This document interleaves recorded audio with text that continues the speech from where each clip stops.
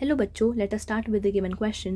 The question says restriction endonuclease HIND2 always cuts DNA at a particular point by recognizing a specific sequence of option A 6 base pairs, option B 5 base pairs, option C 4 base pairs and option D 7 base pairs.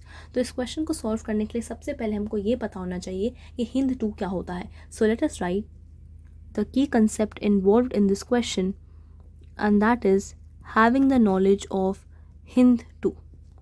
देखिए, HIND2 हमारी एक restriction endonuclease enzyme है जो सबसे पहले discover करी गई थी और ये हमने एक्सट्रैक्ट की थी हीमोफिलस इन्फ्लुएंजा से. सबसे ज़्यादा इंपॉर्टेंट बात ये है कि ये एक रिस्ट्रिक्शन एंडोन्यूक्लियस है. That means it cuts the DNA molecules और it cleaves the DNA molecules at a particular site. यानी एक जगह पर वो कट करती है, क्या रिकग्नाइज करके, एक स्पेसिफिक सीक्वेंस को रिकग्नाइज करके. So let us right that it is a restriction endonuclease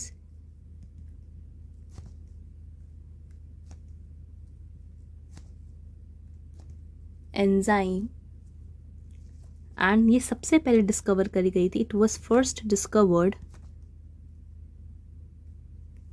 also.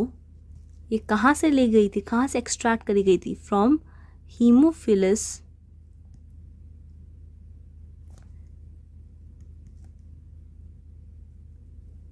Influenza. सो ये हीमोफिलस इन्फ्लुएंजा से एक्सट्रैक्ट करी गई थी. एंड ये क्या रिकग्नाइज करती है? एक स्पेसिफिक सीक्वेंस को. किसकी? न्यूक्लियोटाइड की सीक्वेंस को, जिसको हम कहते हैं recognition site. So we can write it recognises the specific site of, or we can say a specific sequence of nucleotides which is called as recognition site.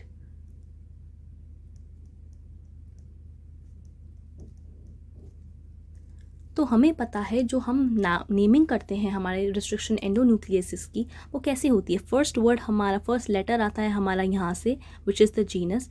Second और third letter हमारा आता है हमारे स्पीशीज़ से, which is IN, which is influenza over है. And उसके बाद जो हम रोमन न्यूमरल्स में लिखते हैं, दैट स्पेसिफाइज दी ऑर्डर जिसमें हमने उसको एक्सट्रैक्ट किया है.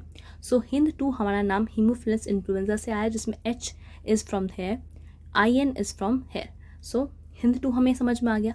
अब हमारे लिए ये जानना ज़रूरी है कि ये कितने बेस पेयर्स की सीक्वेंस को रिकग्नाइज करता है. तो ये एक मेमोरी बेस्ड क्वेश्चन है कि ये 6 बेस पेयर्स की सीक्वेंस को रिकग्नाइज करता है. सो लेट अस राइट कि ये रिकग्नाइज करता है 6 बेस पेयर्स की सीक्वेंस को, जहाँ पर हम बात करते हैं वो सीक्वेंस क्या है. From 5 prime to 3 prime if you are talking, it is GT, pyrimidine, purine, AC, then 3 prime, again 3 prime, CA, purine, pyrimidine, TG 5 prime, जहाँ पर हमारा G होता है guanine, T होता है thymine,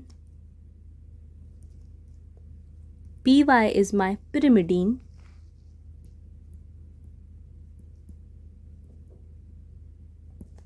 A is adenine,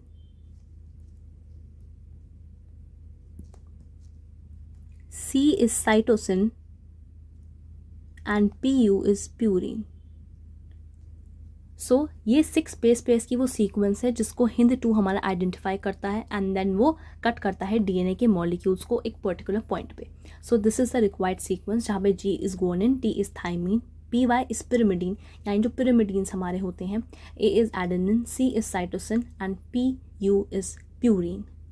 we know हमारे pyrimidines होते हैं C, U and T, that means cytosine, uracil and thymine, and purine हमारे होते हैं adenine and guanine. So this is the required sequence. So option A, which says 6 base pairs, is the required answer to the given question. Hope you understood the question well. All the best.